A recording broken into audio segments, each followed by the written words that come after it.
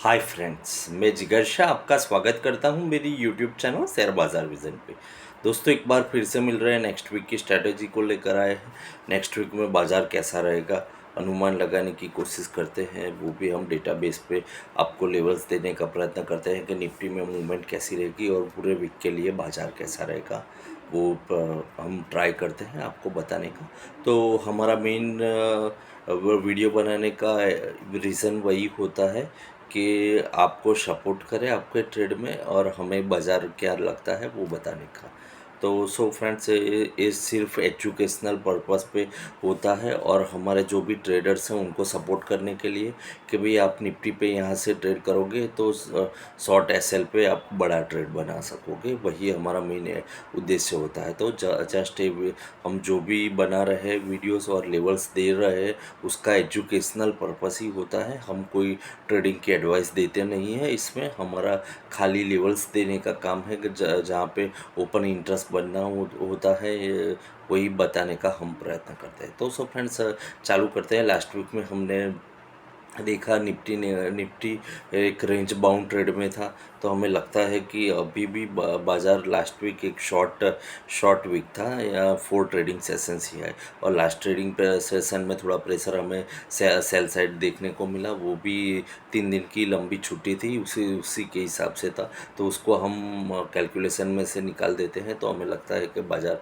अभी भी एक बार बाउंस बनेगा। बाज़ार में 22,750 टू 22,850 तक जा सकता है। वो खाली और खाली शॉर्ट सेल रिकवरी के लिए ही होगा। बाज़ार ओवरसोल्ड पोजीशन है, तो ओवरसोल्ड पोजीशन के हिसाब से हमें लगता है कि बाज़ार एक बाउंस बैक बनता है। हमें लगता है निफ्टी का फ्लैट ओपनिंग होगा, 25-30 पॉइंट माइनस या 25-30 पॉइंट प्लस होगा, तो वहाँ पे जाके आपको निफ्टी को एक बाई कॉल बनता है, यानी कि 380 टू 420, 22,380 टू 420 के बीच में आपको निफ्टी को बाय करके चलना चाहिए। वो हमारा एसएल रहेगा 330 का। ऊपर में टारगेट, हमारा पहला टारगेट आएगा 450 का, दूसरा टारगेट आएगा 520 का, तीसरा टारगेट आएगा 650 का और हमारा फाइनल टारगेट आएगा 750 का, 22,750। हमें लगता है शॉर्ट सेल रिकवरिंग भी 750 टू 800 तक जा सकता है। तो वही उसको कैश करने के लिए हमने बाई कॉल दिया हुआ है। वैसे ही सेल साइड की पोजीशन में 350 के नीचे मार्केट क्लोज आता है मंडे को, तो मार्केट का एक व्यू नेगेटिव हो जाएगा। तो 350 के नीचे आता है क्लोज, तो वहाँ पे हमें निफ्टी को सेल करना चाहिए। हमारा पहला टारगेट आएगा 200 का, दूसरा टारगेट आएगा 170 का, तीसरा टारगेट आएगा 22,100 का और 22,000 के इनमें 21,950 का आएगा। वहाँ तक निफ्टी गिरने पे जा सकता है। तो हमें लगता है कि 350 के नीचे क्लोज आता है तो ही बाज़ार ख़राब होगा।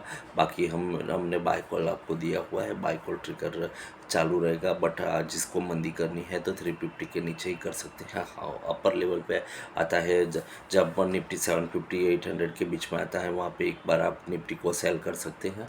वहाँ पे आपका एसएल बनेगा 980 का।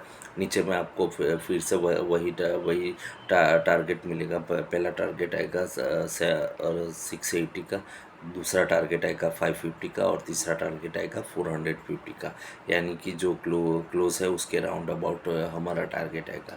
तो आपको जो भी ट्रेड करना है, मंदी का करना है तो मंदी के लेवल्स के आसपास करो, तेज़ी का करना है तो तेज़ी के लेवल के आसपास करो और एसएल स्ट्रिक्टली फॉलो करो, क्योंकि बाज़ार वॉलेटाइल है, बाज़ार वॉलेटाइल रहेगा। नेक्स्ट अभी 1 से 2 वीक तक बाज़ार वॉलेटाइल रहेगा। हाँ, 23,000 के ऊपर जब बाज़ार निकलेगा तो थोड़े स्टेडी जोन में आ जाएगा, तो हमें लगता है वहाँ पे सेलिंग प्रेशर भी ख़त्म होगा।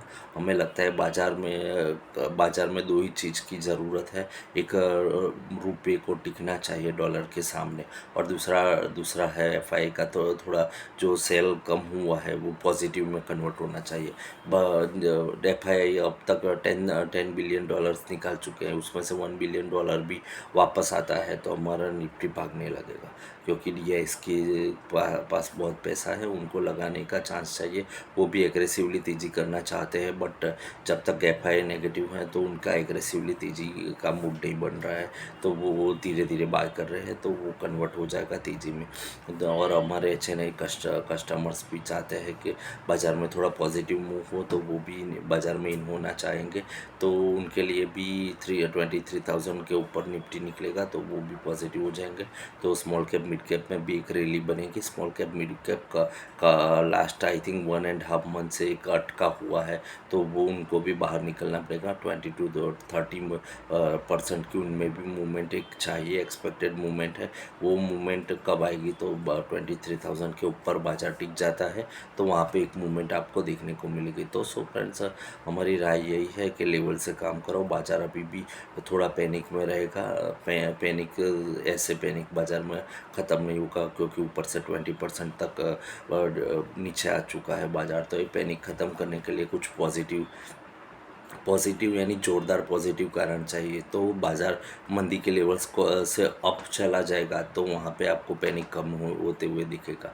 वो रीज़न आपको दो ही है। हमने पहले भी बताया कि एक डॉलर मजबूत होना चाहिए, सेकंड है, और इंटरनेशनल में बाज़ार एक्सपेक्ट कर रहा है कि जो वॉर सिचुएशन है वो थोड़ी ख़त्म हो जाए, और हमारे US के प्रेसिडेंट है थोड़ा बोलना कम कर दे। ये दोनों रीज़न में से कुछ भी मिल जाएगा तो भी बाज़ार के लिए पॉजिटिव हो जाएगा। तो सो फ्रेंड्स, आज के लिए तो इतना ही था। हमें बहुत कुछ खास दिख नहीं रहा है। बाज़ार एक रेंज बाउंड ट्रेड के लिए नेक्स्ट वीक में रेडी हो रहा है। हमने आपको मंदी तेज़ी दोनों साइड के लेवल्स दिए, उस लेवल को फॉलो करके आपको ट्रेड करना चाहिए। फॉलो करके ट्रेड करोगे तो आपका जो लॉस है, लॉस मिनिमाइज होगा, प्रॉफिट ज़्यादा रहेगा। और हमें लगता है कि आप निफ्टी में ट्रेड्स नहीं कर रहे हैं तो बाज़ार से साइड फेस हो जाइए, क्योंकि आप गिरते हुए बाज़ार में बाय करते हो, वहाँ से अपने स्टॉक को नीचे देखने का पसंद नहीं करोगे। हाँ, आपकी कैपेसिटी है कि आज लेकर 3 महीने तक छोड़ देना है तो बाय कर लो। आपको बाय करके उसको बंद कर दो, 3 महीने के बाद देखो तो आपको प्रॉफिट भी दिखेगा, क्योंकि आप लोगे वहाँ से नीचे नहीं जाएगा ऐसा कोई पॉसिबल नहीं है।